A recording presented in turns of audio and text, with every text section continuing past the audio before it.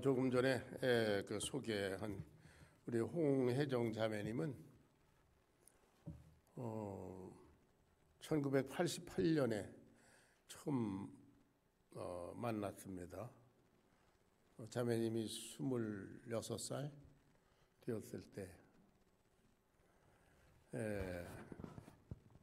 아주 충성스럽게 주님을 섬기고 주님의 교회를 섬기면서 동역해온 자매님인데 신앙 경력으로 보나 나이로 보나 지금쯤은 권사님쯤 됐어야 되는데 저한테로 줄을 잘못 써서 아직도 자매님이에요. 집사도 아니고. 그래서 홍혜정 자매님이라고 불러주시면 좋겠어요. 아주 우리 교회 지금 아마 제가 부임한 이래로 3번째 방문한 것 같아요. 찾아와 주셔서 감사하고, 또 우리 제인자매, 내가 정말 딸처럼 생각하는 아주 귀한 자매님인데 방문해 주셔서 감사합니다. 또 특별히 중국에서도 선교 사역을 한 7년 정도 하시고, 또 그 후에는 호피 네이티브 선교를 15년 하셨다고 제가 소개를 받았습니다만은 NDU 목사님하고 사모님 두 분 주의 이름으로 환영드립니다. 감사합니다.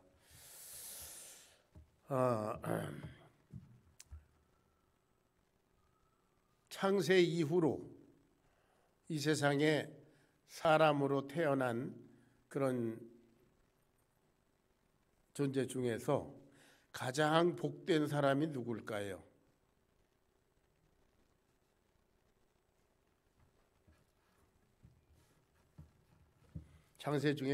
창세 이후로 수많은 사람들이 이 세상에 태어나고 죽고 이랬지 않습니까?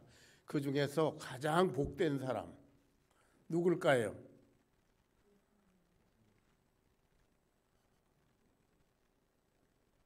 왜 잠잠하죠? 누가 가장 복될까?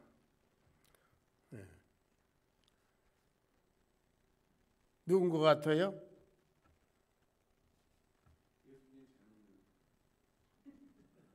예수님이십니다. 예수님은 하나님의 아들이시니까 가장 복된 분이고 가장 완벽하게 복된 분이시죠. 이 세상에 사람으로 계셨으니까. 누가복음 1장 41절 42절을 잠깐 보겠습니다. 마리아가 아기 예수님을 잉태하자 곧 그 침례 요한의 어머니가 된 그 엘리사벳을 찾아가는 장면입니다. 엘리사벳을 볼 때 그 엘리사벳이 마리아한테 한 얘기가 있습니다. 같이 읽어볼까요? 시작. 엘리사벳이 마리아가 문안함을 들으며 아이가 복중에서 뛰노는지라 엘리사벳이 성령의 충만함을 받아 큰 소리로 불러 이르되 여자 중에 내가 복이 있으며 내 태중의 아이도 복이 있도다. 성령이 충만해서 그렇게 말했다고 그랬습니다. 사람으로 태어난, 물론 하나님이시지만 가장 복된 분이 예수님입니다. 그분은 하나님의 아들이시고 동시에 가장 복되신 하나님의 아들 예수님을 주로 영접해서 거듭난 그리스도인들 복 있는 자인 줄로 믿습니다. 복 있는 자, 그리스도인. 이제 오늘은 그 3번째 시간입니다. 8절을 함께 봉독해 보겠습니다. 8절. 마태복음 5장 8절. 다 같이 시작. 8절. 시작. 마음이 청결한 자는 복이 있나니 그것 하나님을 볼 것이며. 자, 이제 우리는 이제 이쯤 되면 우리는 어떻게 읽어야 되는지 이제 감이 잡히지요. 복 있는 자 그리스도인은 마음이 청결하고 그들은 하나님을 볼 것이다. 우리는 그렇게 읽습니다. 자, 마음이 청결하다. 물론 뭐 깨끗한 마음 그런 걸 말하는데요. 깨끗한 마음이라는 기준이, 청결한 마음이라는 기준이 어디 있습니까? 물론 도덕적으로 깨끗한 거, 뭐 착한 거 그런 걸 다 포함할 텐데요. 많은 사람들이 청결한 마음을 가져보려고 했습니다. 그래서 어떤 사람들은 수도원에 들어가서 뭐 몇십 년 동안 돌을 닦으면서 마음이 청결해 보려고 했습니다. 인간의 노력으로 청결해 보려고 노력했습니다. 그런데 죄로 오염된 인간이 과연 스스로의 노력으로 청결해질 수 있는가? 뭐 어느 정도 자기 자신은 그럴지 모르지만 예수님께서 말씀하시는 예수님의 기준에 도달하기는 불가능할 것 같아요. 마음이 청결하다 그러면 뭐 이 세상 사람들은 각자 다른 기준을 가지고 있습니다. 불교, 뭐 이슬람교, 뭐 하다못해 무속 종교, 또 무신론자들도 마음이 청결하다 하면 뭐 할 말이 많이 있을 겁니다. 자, 예수님께서 말씀하시는 마음이 청결한 건 어떤 건가? 예레미야 2장 22절을 찾아서 읽어보겠습니다.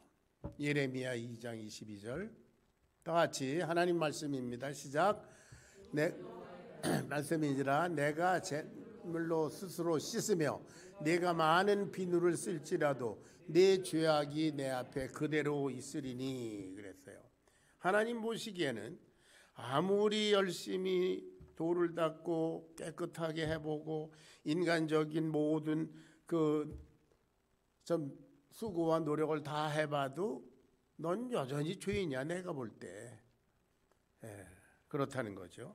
그러니까 하나님의 아들 예수님께서 청결한 마음이다 그렇게 말씀하실 때에는 하나님 보시기에 청결한 것을 말합니다.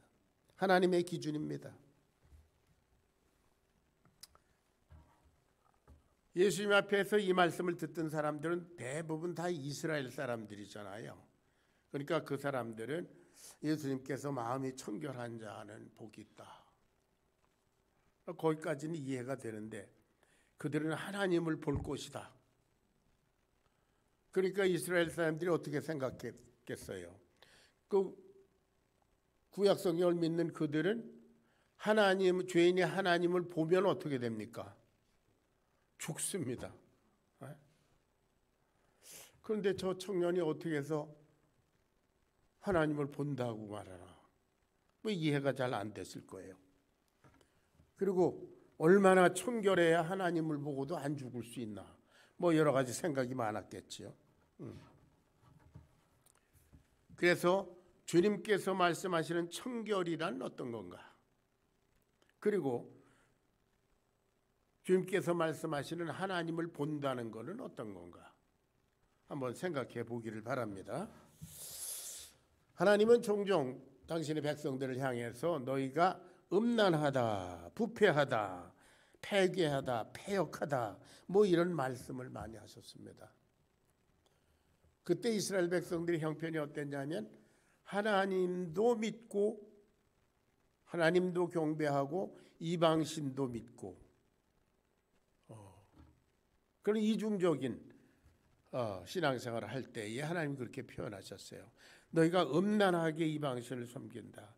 마치 어떤 부녀가 그 남편에게 정조를 안 지킨 것 같은 그런 불결한 것 그렇게 말씀했어요.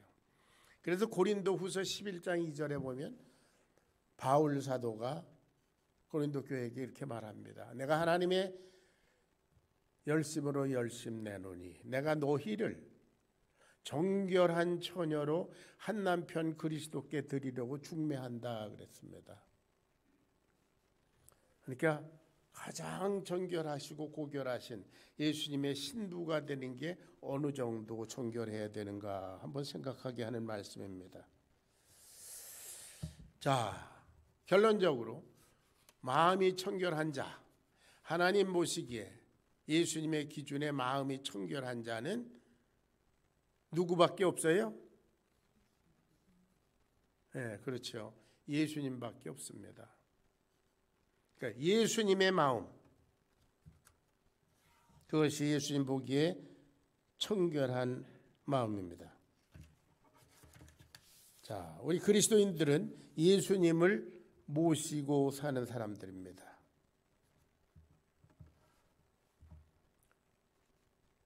그런 거로 우리가 마음이 하나님 보시기에 마음이 청결한 기준이 되기 위해서는 우리 속에 모시고 있는 예수님, 올곧게 하나님의 역사만 바라보고 하나님의 말씀에만 순종하고 하나님과 눈높이를 같이 하고 하나님의 역사의 때 하나님께서 맡겨주신 사명, 거기에만 올인하는 그런 마음, 예수님의 마음. 우리 성도가 우리 속에 모시고 있는 그러한 예수님의 마음을 품을 때에 청결해지는 줄로 믿습니다. 마음이 청결한 자, 두 마음을 품지 않고 예수님이 하신 것처럼 죽기까지 순종하는 그러한 마음. 자, 그래서 빌립보서 2장 5절에 그런 말씀이 있죠. 너희 안에 이 마음을 품으라. 곧 그리스도 예수의 마음이니. 그런 근본 하나님과 하나님의 본체시나 하나님과 동등될 것을 취하지 아니하고 자기를 비워 종의 형체로 됐다. 하나님이 원하시는 대로 자기를 다 내어드리는 그런 예수님의 마음을 우리는 청결한 마음이다, 그렇게 생각합니다. 그 예수님을 모시고 있는 저와 여러분 그리스도인들은 말씀과 기도와 그리고 거룩한 신앙생활을 통해서 예수님의 그 마음대로 마음을 따라서 살도록 도전해야 하는 줄로 믿습니다. 그것이 우리들의 신앙생활의 내용입니다. 자, 청결한 마음. 마음이 청결한 사람은 하나님을 볼 것이라고 했습니다. 그런데 하나님을 본다는 것은 또 뭔가? 아까 얘기한 대로 이스라엘 사람들은 하나님을 보면 죽는다고 생각했는데요. 그런데 우리는 본다고 하면 언제나 눈으로 보는 것을 생각하기 쉽습니다. 아마 예수님 당시 예수님 앞에 있던 사람들도 그랬을 거예요. 눈으로 하나님을 볼 수 있나? 뭐 그랬을 겁니다. 자, 그러나 우리는 눈으로 보지 못하고 보는 것들이 많이 있지 않습니까? 네.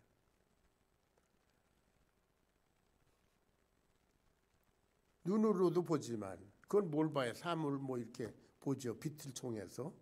네. 맛을 보는 거.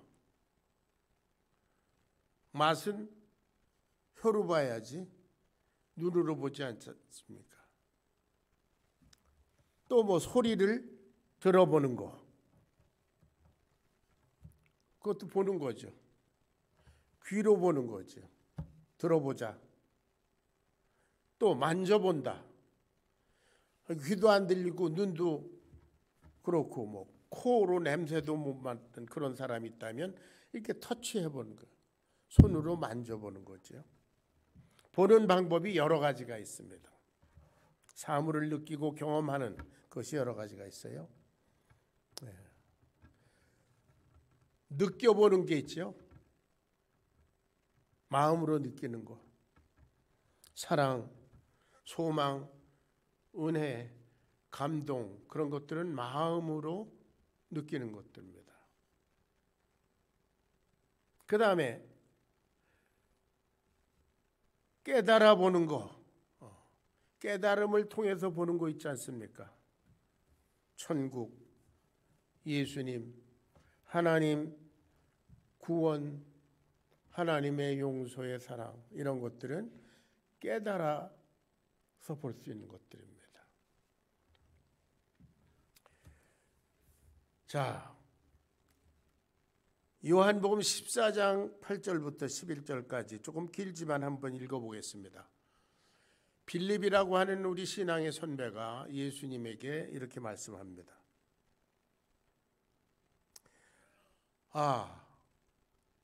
하나님을 우리에게 보여주시면 족하겠습니다. 하나님을 보여주세요. 그랬어요. 그랬더니 예수님이 이렇게 말씀하십니다.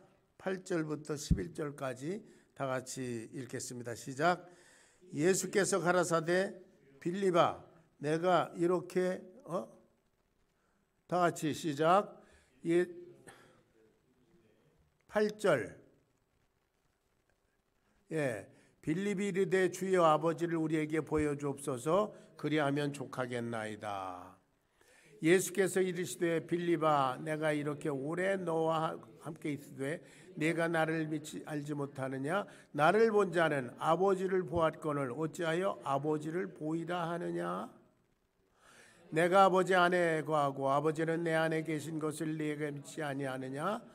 내가 너에게 이르는 말은 스스로 하는 것이 아니라 아버지께서 내 안에 계셔서 그의 일을 하시는 것이니라. 마음이 청결한 자는 하나님을 볼 것이다. 예수님 그렇게 보여주셨습니다. 이 제자들이 만났던 하나님이신 예수, 그분을 저와 여러분은 성경 말씀을 통해서 그리고 성령님의 역사를 통해서 깨닫고 그렇게 봅니다. 그리고 우리는 하나님을 그 예수님을 주로 영접하고 하나님의 자녀된 확신을 가지고 삽니다. 저도 하나님을 그렇게 보았습니다. 내 눈으로 하나님을 본 적이 없습니다. 뭐 어떤 사람들이 말하되 기도를 열심히 하니까 환상 중에 이렇게 하얀 도포 같은 게 끌리면서 하나님의 발이 보였다 이런 사람들이 있는데 난 그런 경험도 없습니다. 다만 하나님의 아들 예수, 본래 하나님이신 예수님의 말씀을 통해서 그리고 그 말씀을 받을 때 성령의 역사하심으로 감동으로 저는 그것을 확인하게 됐습니다. 나는 성경을 통해서 하나님을 봤습니다. 아멘. 여러분도 그렇습니다. 그리고 저는 그 하나님에게 제 인생을 바쳐드렸습니다. 이제 주님 부르실 때가 점점 가까워오는 나이를 살면서 조금도 후회가 없습니다. 오히려 부족한 가운데서도 자랑스럽고 영광스럽습니다. 제가 하나님을 봤기 때문입니다. 그러나 여러분, 진정 복된 순간, 하나님과 얼굴과 얼굴을 대하여 그렇게 배울 날은 아직은 오지 않았습니다.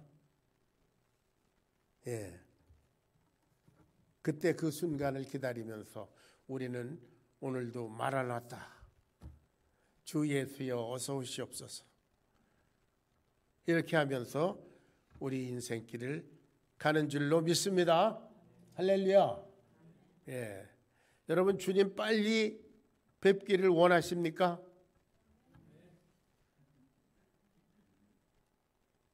그렇습니까? 할렐루야. 얼마나 좋을까? 주님을 배울 때 전에도 말씀드렸지만 저는 천국이 무슨 황금이 어쩌고 저쩌고 그러면 아주 별 취미가 없어요. 저는 황금을 별로 좋아하지 않기 때문에 천국에 갔더니 황금이 깔려 있다. 전 그런 환경적인 것을 기대하지 않습니다. 예수님 나를 사랑하사 나를 위하여 자기 몸을 버리신 하나님의 아들 예수님, 그분 얼굴을 감히 쳐다볼 수도 없을 것 같아요. 나 같은 죄인이. 그저 그분의 품에 얼굴을 묻고 영원히 안식하는 거.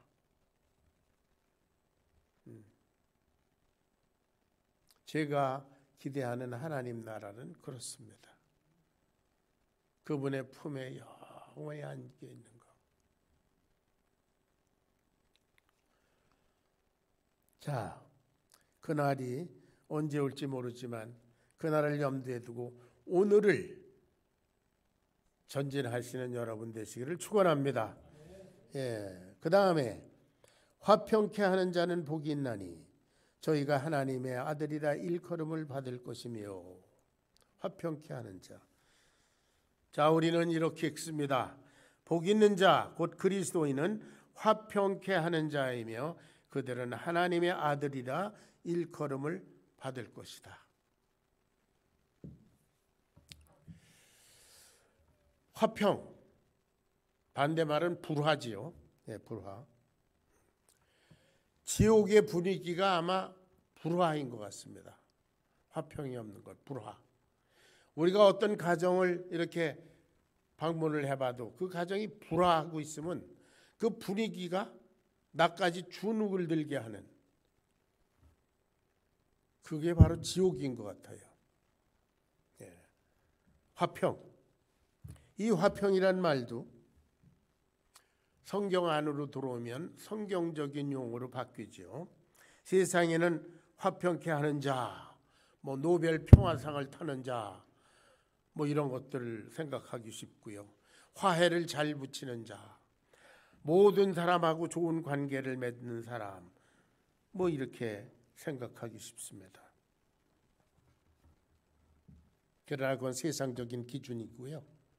예수님께서 말씀하시는 화평은 아담의 죄로 원수되었던 하나님과 인간의 화평입니다. 그리고 그 하나님 안에서 우리 인간끼리의 화평을 말합니다. 그러니까 하나님으로 말미암아 이루어진 화평, 그것을 우리는 예수님이 말씀하시는 화평이다, 그렇게 생각합니다. 자, 그리스도인은 예수님과 같이 자신을 희생해서 하나님과 어떤 죄인이 화평케 하고, 그리고 우리 같이 하나님 안에 있는 우리들이 주님 안에서 화평을 이루고, 그것이 우리 그리스도인의 삶입니다. 자, 사람들은 이 세상에서 여러 가지 환경을 오가면서 삽니다. 가정이 그렇고 교회가 그렇고 직장이 그렇고 여러 가지 인간관계를 맺고 사는데요. 그 가운데 화평이 없으면 아까 말씀드린 대로 지옥입니다. 괴롭습니다. 가정이 화평이 없으면 괴롭습니다. 교회가 하나님의 화평이 없으면 괴롭습니다. 다 기쁘다가도 어떤 소수의 사람들끼리 불화하고 어떤 소수의 사람이 뭐 쌈박질을 하고 이렇게 되면 그거는 전체가 다 불화한 그런 모습이 되죠. 지옥입니다. 화평케 하는 자는 복이 있다. 당시 로마 예수님 앞에 있던 사람들은 어떤 사람들입니까? 로마의 식민지인 이스라엘 사람들이에요. 그러니까 로마를 원수로 알고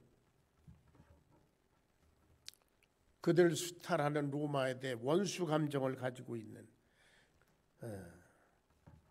그래서 뭐 수탈당하고 빼앗기고 그러니까 살 맛도 없고 희망도 소망도 없는 사람들이었을 겁니다. 이들을 향해서 예수님은 화평케 하는 자는 복이 있다. 그들이 하나님의 아들이라 일컬음 받을 것이다. 아마 그들 중에 있던 어떤 사람은 아니 화평케 하다니 우리가 저 로마 저 원수들과 화평해야 된다는 말인가? 그런 생각을 했을 것 같아요. 어떤 화평을 말하시나? 예. 그렇습니다. 예수님이 말씀하시는 화평은 원수인 로마 사람들과도 하나님의 이름으로 화평하는 것을 말합니다. 창세기 요셉을 생각해 봅니다. 요셉은 그 원수 같은 형들, 그들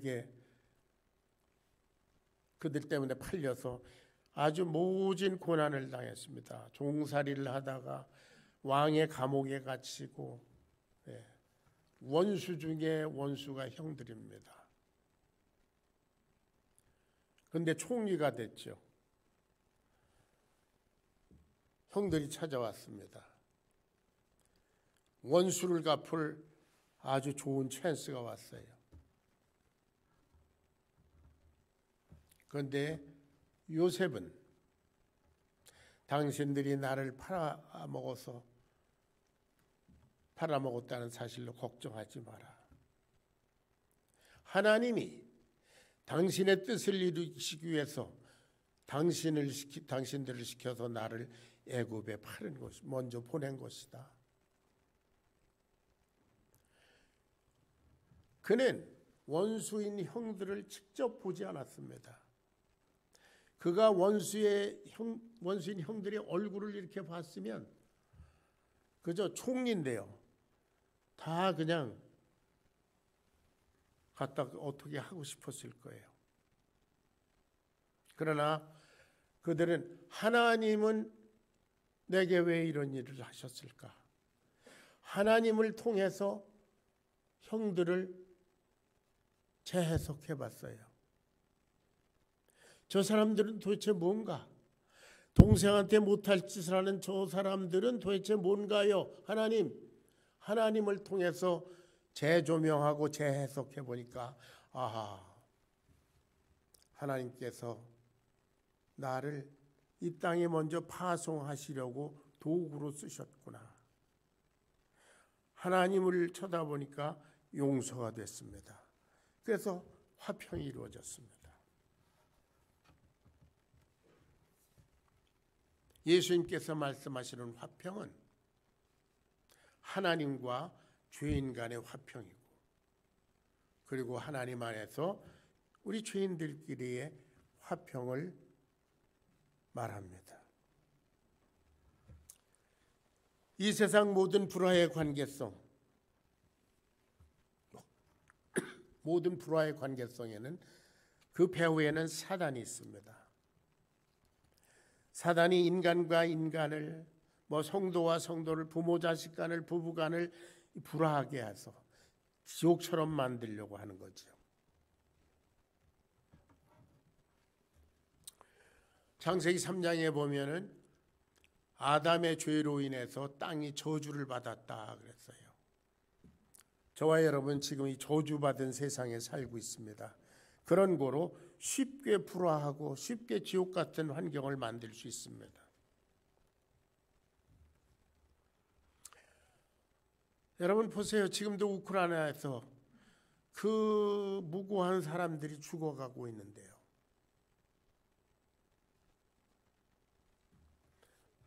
사람에 따라서 어떤 사람들은 러시아 편에 서고, 어떤 사람은 우크라이나의 편에 서고, 그래서 왈가왈부하지만 우리가 누구 편인 것이 아니라 우리는 무엇을 봐야 되냐? 그 비참한 불화 그 자체를 봐야 합니다.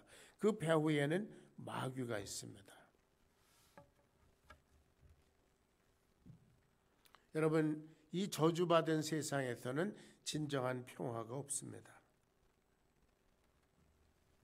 오직 하나님과 죄인의 화평을 이루기 위해서 자기 몸을 십자가에 찢으신 예수, 그분에게서만 하나님께서 기대하시는 화평이 있는 줄로 믿습니다. 에베소서 2장 14절 보겠습니다. 14절부터 16절까지 읽어보겠습니다. 다 같이 시작. 그는 우리의 화평이신지라 둘로 하나를 만드사 원수된 것 곧 중간에 막힌 담을 자기 육체로 허시고 법조문으로 된 계명의 율법을 폐하셨으니 이는 이 둘로 자기 안에서 한 세 사람을 지어 화평하게 하시고 또 십자가로 이 둘을 한 몸으로 하나님과 화목하게 하려 하심이라. 원수된 것을 자기 십자가로 소멸하셨다.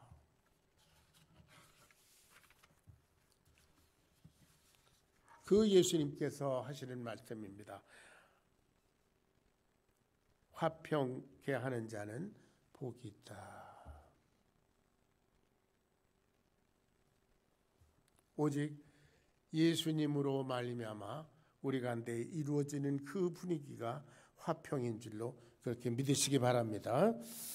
자, 본문에서 예수님께서 말씀하시는 화평은 다시 말씀드립니다. 하나님과의 화평이며 하나님 안에서의 화평을 말합니다. 자, 여러분 눈을 들어 위로 하늘을 보십시오. 여러분 하나님과 화평하십니까? 여러분이 아무리 큰 성공을 거두고 모든 것을 다 가진 것 같아도 위로 하나님과 불화하면 그건 다 무효입니다. 여러분 중국에 그 시진핑이라는 사람 아시잖아요. 또 신문에 자주 오르락내리락한 그 알리바바의 마윈이라는 아주 재벌이 있습니다. 마윈이라는 사람은 엄청난 부를 소유한 사람입니다. 가장 성공한 것으로 알려진 사람이잖아요, 중국에서. 그런데 시진핑 눈에 잘못 들었어요. 그러니까 목숨 살기가 힘들어졌습니다. 한동안 어디 가서 쥐도새도 모르게 연금되어 있기도 하고요. 중국을 다스리는 사람 그 한 사람과 관계가 나쁘니까 그가 이룬 알리바바라고 하는 큰 제국은 아무 의미가 없습니다. 우리 하나님과 화평하지 않는 자, 모든 것을 가진 것 같아도 다 잃어버린 자들입니다. 최우선적으로 하나님과 화평하시기를 바라고, 하나님과 화목하게 된 자는 이제 그 화목을 가지고 인간들과 가정에서, 교회에서, 사회에서 화평을 이루어 가시기를 축원합니다. 그런 자를 하나님의 아들이다, 그렇게 말씀하신다고 그랬습니다. 자, 이 시간 우리 고린도후서 5장 18절 19절을 읽어보겠습니다. 다 같이 시작. 모든 것이 하나님께서 났으며 그가 그리스도로 말미암아 우리를 자기와 화목하게 하시고 또 우리에게 화목하게 하는 직분을 주셨으니 하나님께서 그리스도 안에 계셔서 세상을 자기와 화목하게 하시며 그들의 죄를 그들에게 돌리지 아니하시고 화목하게 하는 말씀을 우리에게 부탁하셨느니라. 그래서 그 다음 구절에 보면 우리는 그리스도를 대신한 대사다, 로열 엠바사더, 그렇게 얘기합니다.